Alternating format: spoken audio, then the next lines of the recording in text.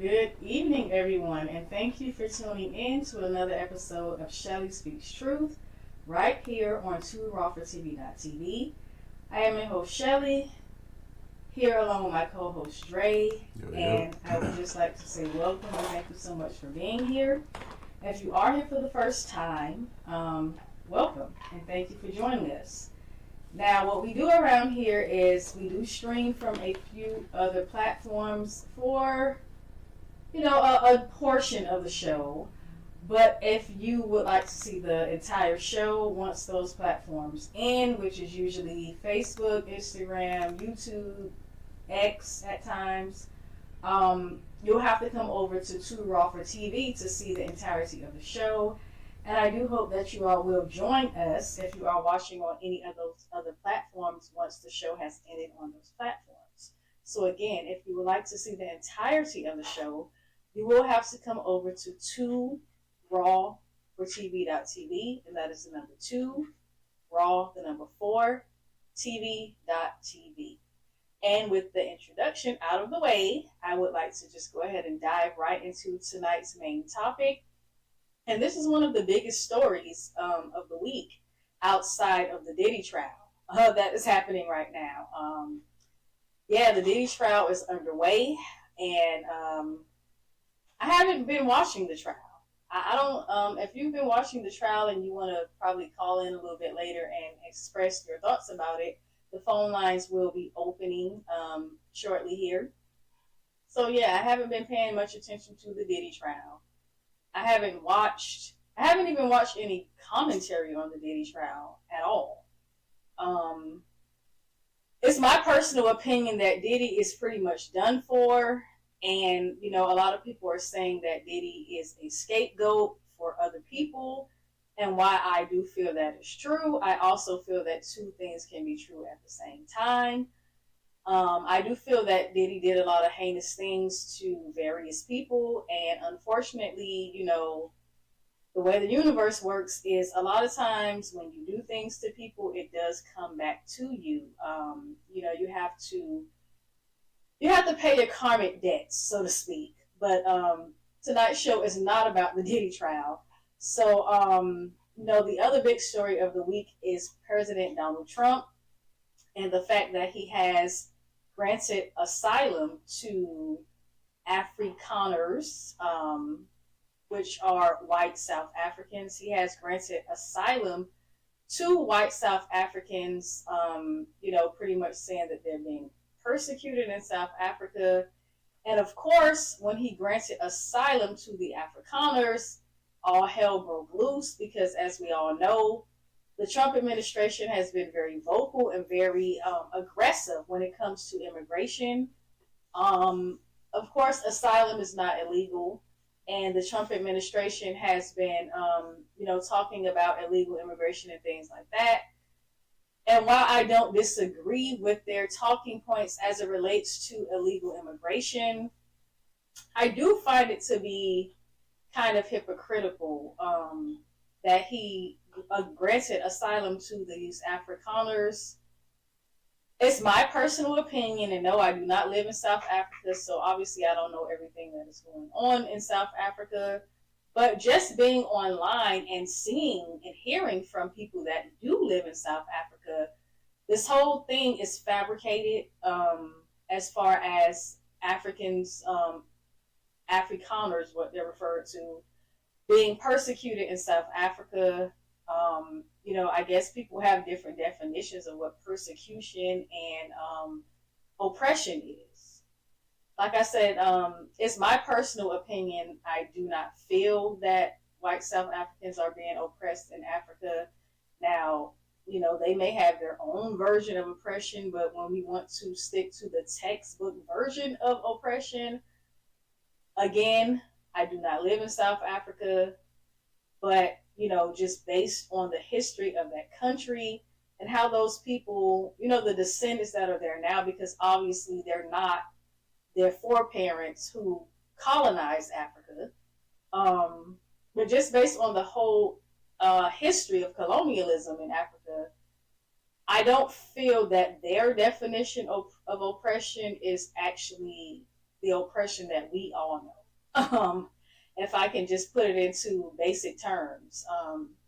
But anyway, the phone lines will be opening because I really want to hear from you guys about this. Donald Trump came to their rescue, and I believe he granted asylum to 59 Afrikaners. So basically, they've been granted,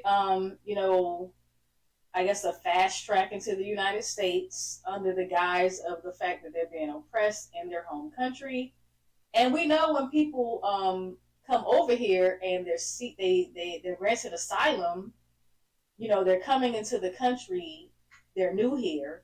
They come here, they don't have anything. If you're leaving a country for something as abrupt as you're seeking asylum, obviously you're going to come over here. You're going to need resources. You're going to need housing. You're going to need funds, to be able to take care of yourself. And that's another thing that has a lot of people upset. Like during the Trump administration, there was so much talk of, money being given to, illegal immigrants. Again, these people have been granted asylum, but either way, it is money that's going to be coming out of the taxpayers' pockets to house these people, to make sure they have the resources that they need. They're coming into the country. They're immigrants. Maybe some of them speak English. Maybe some of them don't. And again, they're going to need resources to be able to take care of themselves. So again, a lot of people are upset by that because they're like, we had all this talk about our taxpayer dollars being funneled into funding immigrants, and then here comes the Trump administration. It's not a lot of people, but at the same time, it's almost 60 people who more than likely will be receiving funding from the Social Security system, which there's already a strain on the Social Security system and a lot of citizens of this country. We're not talking about people who immigrated here. We're just talking about people who are descendants of people who have been in the country for hundreds of years, who are applying for these resources and they can't even get them. So obviously they're going to be upset by the fact that people keep coming into the country and they're being given taxpayer money to fund themselves. And I agree with that to a degree because, like I said, I feel as if, like I said, just based on the history of South Africa, I feel as if, like I said, just based on the history of South Africa and the apartheid system and how things went in South Africa as it relates to colonialism and land theft and things like that, I don't believe that these people's definition of oppression, again, is the definition of oppression that we all know. And oppression that people are actually experiencing worldwide in many different nations. Where there's a war, an ongoing war that's been going on for a while in Gaza, with people who, in my personal opinion, really need asylum. And as far as I know, I don't think there's been any asylum plan for any of the Palestinian people to come to America. Now, I could be wrong. Maybe some of you have heard of it or seen it or know about it, but as far as I know, there has been no asylum offered to anybody who is literally in the middle of a war zone over there in Gaza. So again, it seems very hypocritical, but there is a such thing as white collusion, and it's very, in my opinion, it's very hard for these people to plead their case that they're not white supremacists when they do things like this. Man, we got a call coming in super early. Caller, you're live. Hey, yes, I was just calling in about the subject because these Afrikaners are not victims. They're not victims. You know what I'm saying? They have made up this thing about them being, made up this thing about them being, made up this thing about, made up this thing about them being reaping the benefits of a stolen legacy.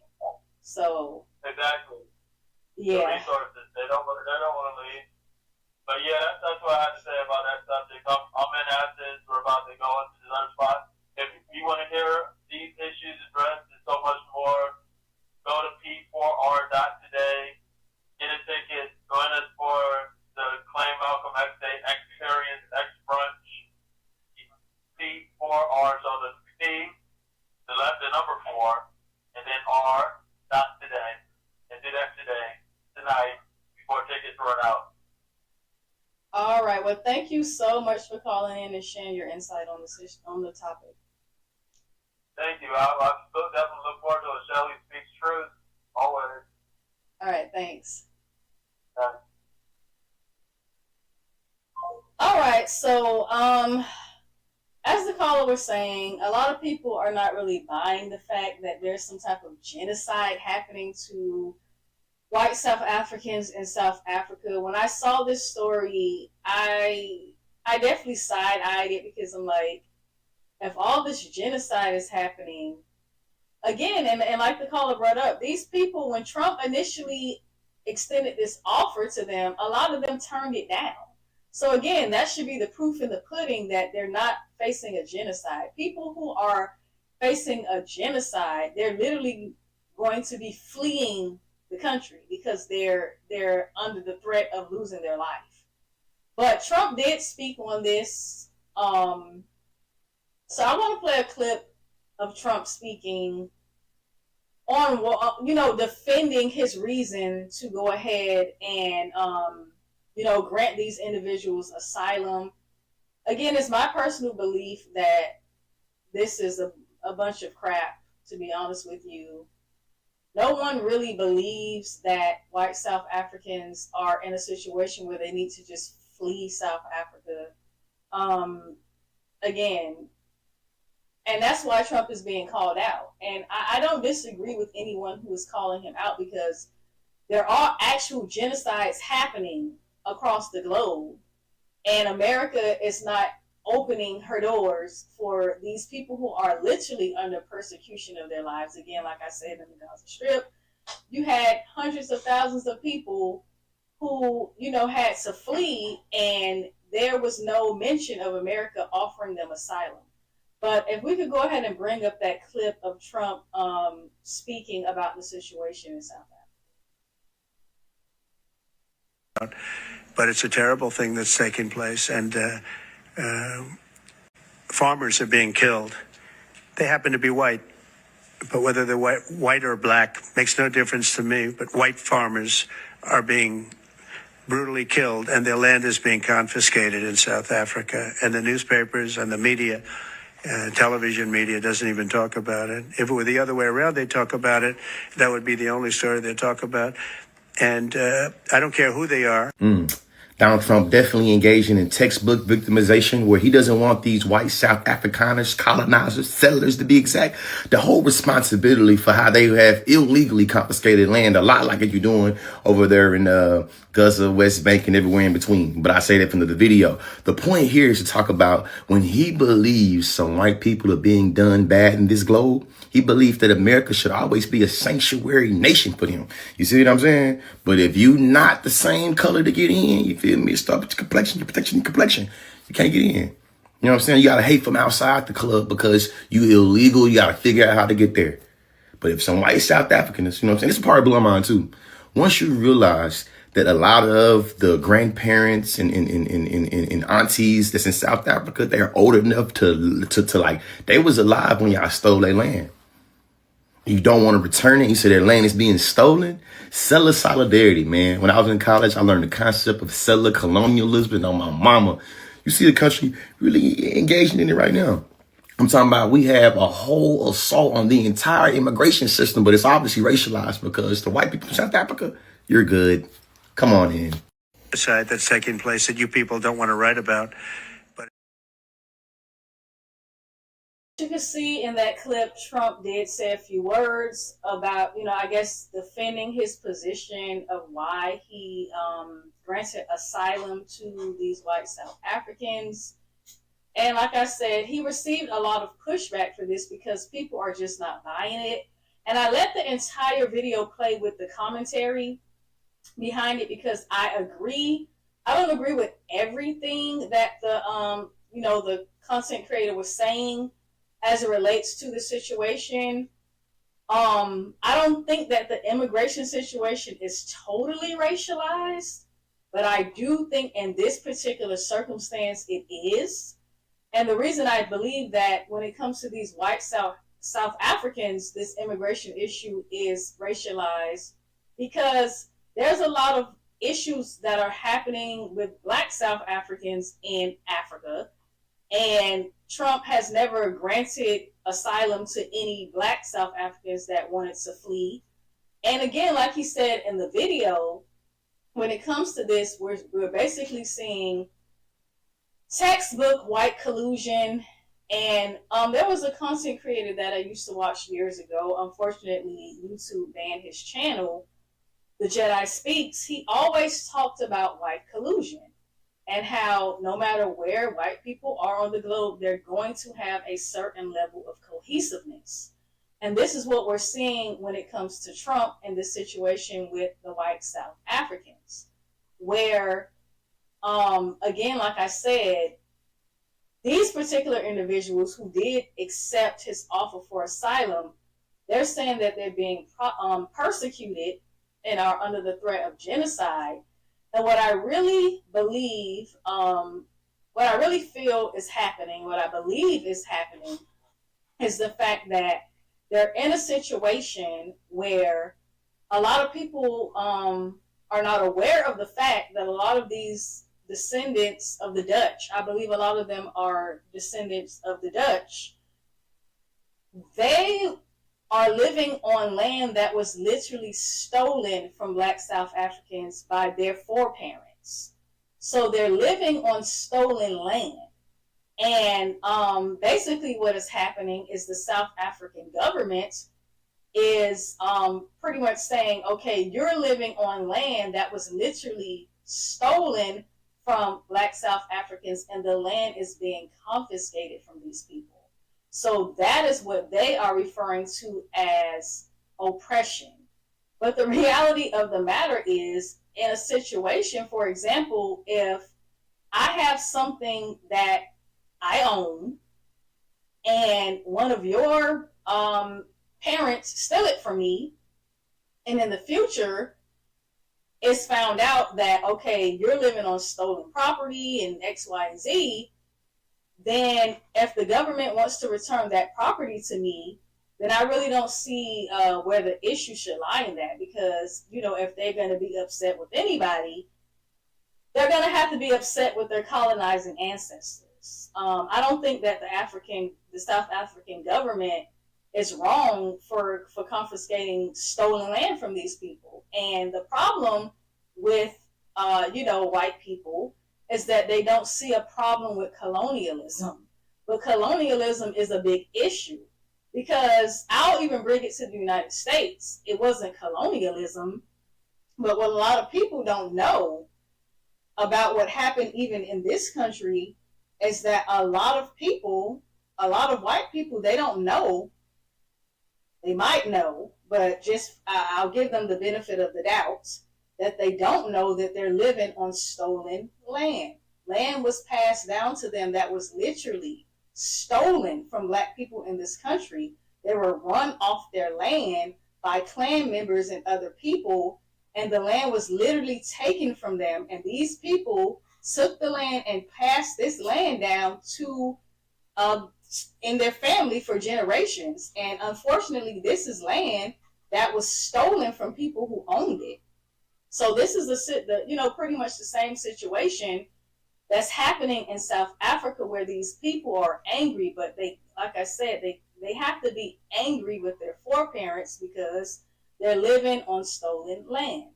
And in my opinion, and based on the textbook version of oppression, you're not being oppressed if you're being removed from land that was stolen from other people.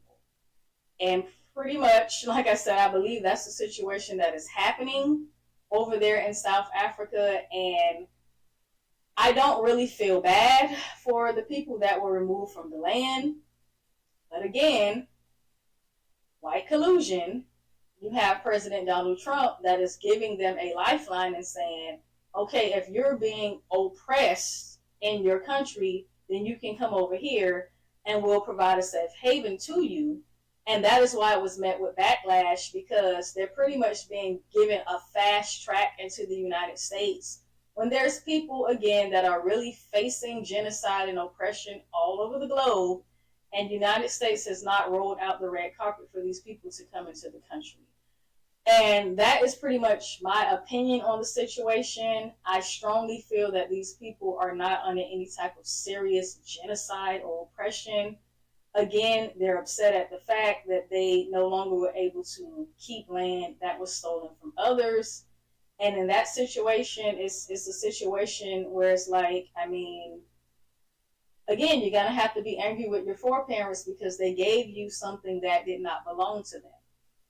I'm going to move on to the next story that I want to talk about because I really want to get into this topic. This is another big story that hit about a few weeks ago, but people are still talking about it because it's another one of the West's, predictable. Another thing that the West is known for doing, especially as it relates to African nations.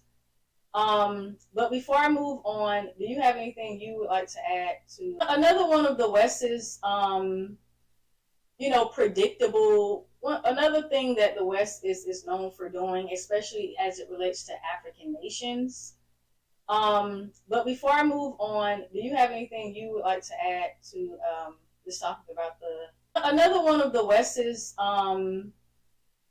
predictable? Another thing that the West is known for doing, especially as it relates to African nations.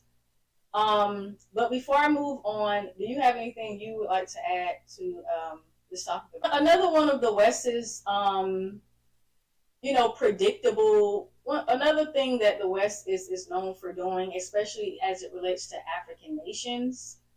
But before I move on, do you have anything you would like to add to this topic about another one of the West's,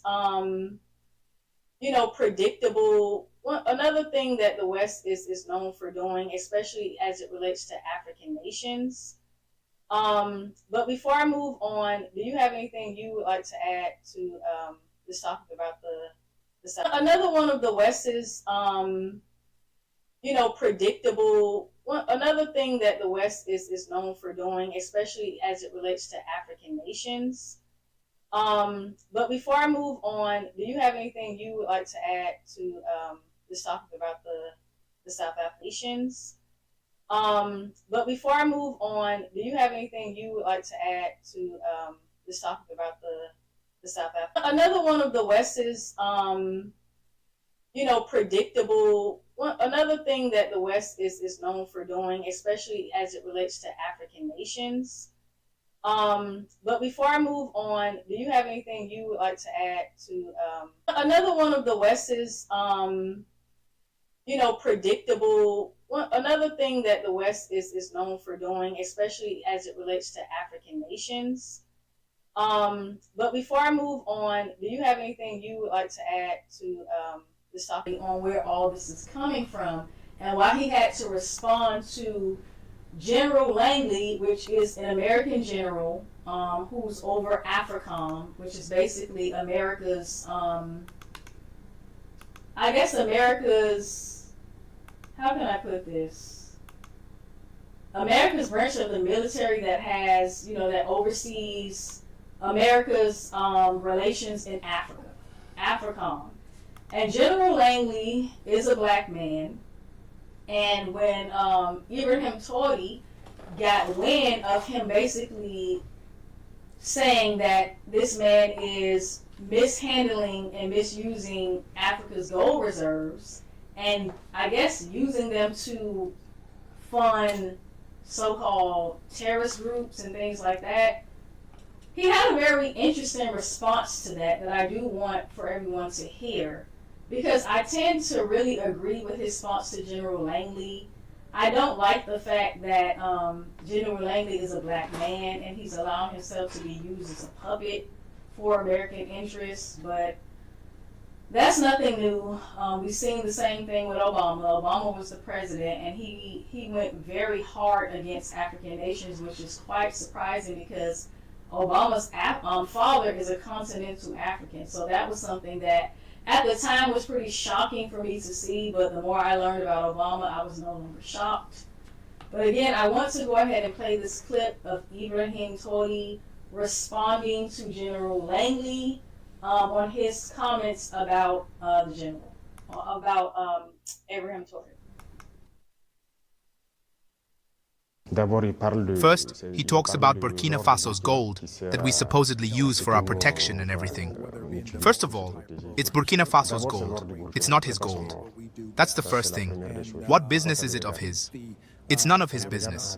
It's Burkina Faso's gold. It doesn't concern him. Secondly, he lied because Burkina Faso never had gold reserves until we arrived. We are the ones who started reserving gold in the treasury of Burkina Faso. Otherwise, there wasn't a single gram of gold reserve in Burkina Faso. That means he's a liar again. And the aspect that hurt me the most, not because he's a general or because he's American or whatever, it's because he's black. And it hurts a lot to see that they use a black man to fight a black man. The black race must not be used to fight black people. And every time it's the same thing. It's the same thing. And that's what we deplore. And it hurt us a lot to see that it was a black man who made these remarks. In a fiery rebuttal to US General Langley's remarks before the Senate, Traore, during an interview on RT while in Russia, once again makes it clear: Burkina Faso's gold, its partnerships, its army, its future, belongs to no one but the Burkinabe people. He refuses to let foreign generals, especially black ones used as pawns by Western systems, define Africa's path. His words during this interview were not just defiance. They are a blueprint for African liberation, rooted in truth, powered by unity, and driven by a vision of total sovereignty. Aside several other topics discussed, this is more than a response. It's a rallying cry for every African who believes the continent must rise, reclaim its dignity, and take back control from those who've profited off its suffering for too long. Traore isn't asking for permission. He's building a new Africa, and he's daring the rest of us to stand with him. This is uplifting Africa. Mr. President. All right, so as you guys seen in that clip, the president of Burkina Faso, Ibram Traore, did respond to General Langley, and I agree with pretty much everything that he said. For one, I agree with the fact that why are all these Western nations so concerned, which we already know why, but it's a very fair question. Why are they so concerned with Africa's resources? Africa's resources, not Africa, because Africa is a continent, but we're talking about this particular country, Burkina Faso.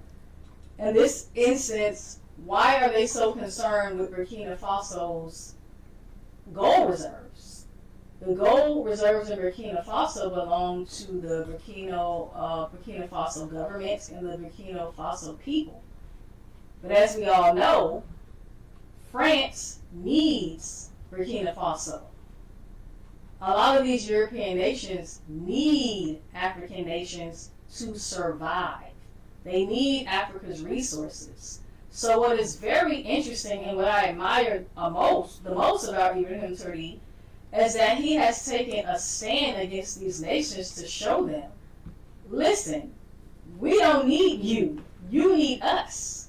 We have the resources to take care of our people. Again, Africa is a resource-rich continent, and Africa, honestly and truthfully, doesn't really need any other nation on this globe. Africa has everything that it needs. And as a black person in America, again, I agree with Ibram Traore. It's very disheartening to see that this man, General Langley, is out here allowing himself to be used as a puppet by Western forces to try and take down a black man who is a strong leader of an African nation. Again, he's General Langley is pretty much doing the bidding for the West, but with us living in the information age, people, they have, they're able to do their research. So a lot of people are not falling for what a lot of people fell for many years ago when, an African leader stands up against the West and lets them know that you're not going to come in here and plunder our resources. Now people are pretty much saying, we know what's going on, we know what you're trying to do, because again, this is right out of the West's playbook. When you have an African leader that stands up to them and tells them that they are going to pretty much, they're going to pretty much decide their own destiny for themselves and the people within their African nation. Western nations do not like that because, again, they really do need these resources. And Ibram Traore has received a lot of support. He's received a lot of support from Black people right here in America. I've seen a lot of people in Jamaica and other places, coming to his aid and saying, hands off Ibram Traore, because we know what these Western powers are up to. And like I said, again, we've seen this happen time and time again with other African leaders where they wanted to pretty much begin to make Africa rise again. And then you have these Western forces come in, accuse them of being dictators, accuse them of committing genocide against their people and all other nefarious things, so that that leader can be taken out and they can put a regime in place that will allow themselves to be puppets. We saw that with the president of Zimbabwe, because it was a similar situation in Zimbabwe where you had individuals, similar, pretty much the same situation as the Afrikaners. These people were living on stolen land that their ancestors had taken from Black people in Africa. And his name is on the tip of my tongue. I can't remember his name right now. But he was the former president of Zimbabwe, and he pretty much kicked those people off the land and let them know you're living on stolen land. So I think that the West is very threatened by that. Western forces are very threatened by the fact that an individual, a strong leader like Ibram Traore, may begin to have influence on other African leaders. I wish that other African leaders would truthfully follow suit with what Ibram Traore is doing. And I know some people might say, well, you live in the Western Hemisphere, you live in a Western nation. Why would you not want, the West to have access to those resources? And I guess there is some basis for that. But what I would like to see is I would like to see the West stop exploiting Africa and have fair business transactions with Africa, because, again, Africa is a very resource-rich continent, and the African people deserve a lot more respect than they're receiving from these people who need their resources to, do a lot of different things that they need to happen to make their businesses viable and things like that. So there just needs to be fairness and respect to the continent of Africa. And I don't see why anyone would disagree with that. Yes, I do live in the Western Hemisphere, but I don't like to know that all this exploitation is going on as it relates to African nations, and I don't support that. Again, I would love to see Africa rise as a continent again. I would love to see the African people flourishing and enjoying their wealth. And I believe that's fair. And again, what the West is doing to African nations is very exploitative. I don't like it. And again, I hope that a lot of other African leaders will follow in Ibram Traore's footsteps and tell the West, listen, we have the resources that you need, and we're not going to continue to have these one-sided, dysfunctional, and very disrespectful relationships with the West where they come in and exploit us for our resources and we lay down and allow it to happen. So again, Ibram Traore does have my support. This man has had 19 assassination attempts on his life. So he's a real threat to Western powers. And I just hope that the Burkina Faso people and surrounding nations will support him and keep him safe, because I think that what he's doing is very good for the African people. And I would love to see Africa rise as a continent again, and the African people again be able to enjoy the richness of their continent. But that's pretty much all I have to say on this topic. Again, please, people, please protect Ibram Traore, because I think he's doing great things for Africa, and I would like to see other African leaders follow suit. All right. Before we get out of here, I did want to go ahead and talk a little bit more about the Diddy trial, because everybody is talking about this trial. Like I said, I haven't paid much attention to it. I just haven't sat down and taken the time to look at any of the videos. Whatever has been released to the public, I do think that this is a private trial. I don't think that anyone outside of the family and things like that can go into the courtroom. But don't quote me on that. But I do believe that this trial is not open to the public. However, there's a lot of controversy online about this trial, because people are saying, based on the footage and things like that has been released from the trial, a lot of people are saying that they're not seeing the criminality element of what Diddy did. Because I guess right now, the trial just started, so they're taking a lot of testimony from people. And, people are saying it sounds like they're just persecuting him for grotesque sexual acts. And what I have to say about that is, I think what they're going to do with that is they're going to tie those sexual acts into the human trafficking element of this trial, where, he is being accused of, I guess, trafficking women for sex, which is illegal. So if you want to know the illegal aspect of that, sex trafficking is definitely illegal. And his ex-girlfriend, Cassie, she took the stand as well. And a lot of people are saying that she was a willing participant in the freak-offs. And, her settlement should be proof that she didn't want justice because she had no criminal case and things like that.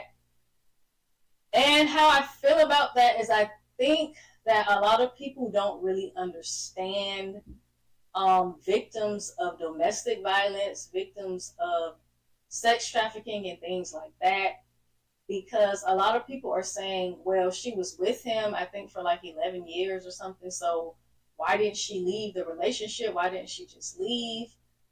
Which is a blanketed statement that a lot of people are saying. But again, I feel like people don't understand that the aspects of abusive relationships. And it kind of reminded me of that scene from the movie What's Love Got to Do with It, which portrayed Tina Turner's story. And if you've seen the movie, you remember the scene where Tina Turner's friend got into, a bit of a back and forth with Ike. And Ike pretty much told her that Tina isn't going to leave him because he's in here, meaning he's in her mind. So he has a stronghold on her mind, and she's never going to leave him. And I don't think people again really understand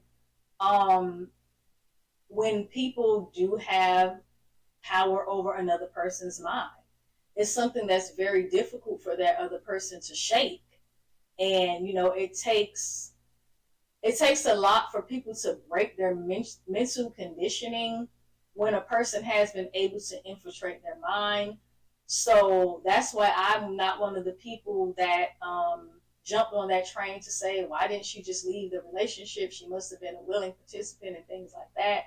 Because another part of her testimony was that during a lot of those sexual acts, she was under the influence of drugs, which again it's not legal because, especially with a lot of the Me Too, the Me Too things and things like that, a lot of things that people believe are legal are not actually legal. Because one of the things that was ushered in with the Me Too movement was that if a person is under the influence of drugs, they're not in the right state of mind to give consent to the acts that they are participating in. Now, you may disagree with that, but that is what the legal premise is, and that is why I feel like things are not looking very good for Diddy, because there was a lot of nefarious things that happened. Again, some people are saying it just sounds like there was a lot of freaky things going on, but where's the criminality aspect of this case? Again, I feel like the prosecution is pretty much painting a picture of the things that happen and different sexual acts that people are saying that Diddy forced them to do and things like that, to lay the premise for the next round in this case, which will be the sex trafficking element of it. And I believe that's how they're going to tie in the illegal activities that occurred as it relates to this situation with Diddy. But again, we'll have to wait for this trial to play out to see what's going to happen. Will he be facing several years like R. Kelly? I believe R. Kelly was sentenced to 27 years in prison. So he's going to be in there for a very long time. And, when this case is done, we'll see if Diddy is going to be the next one to go away for quite some time. It's just a very sad situation all around, especially for the victims of these accusations against him. But, at the end of the day, it is what it is. You have to do right by people. And that's, in my opinion, the way you live a comfortable and stress-free, drama-free, and charges-free life. But again, we have to wait to see what's going to be the outcome of this trial. I just hope that, if these accusations do come out to be true, that his victims will find solace and peace and be able to get through the trauma of having to deal with these types of situations. But that's pretty much all I have to say about the Diddy trial. Again, it's being talked about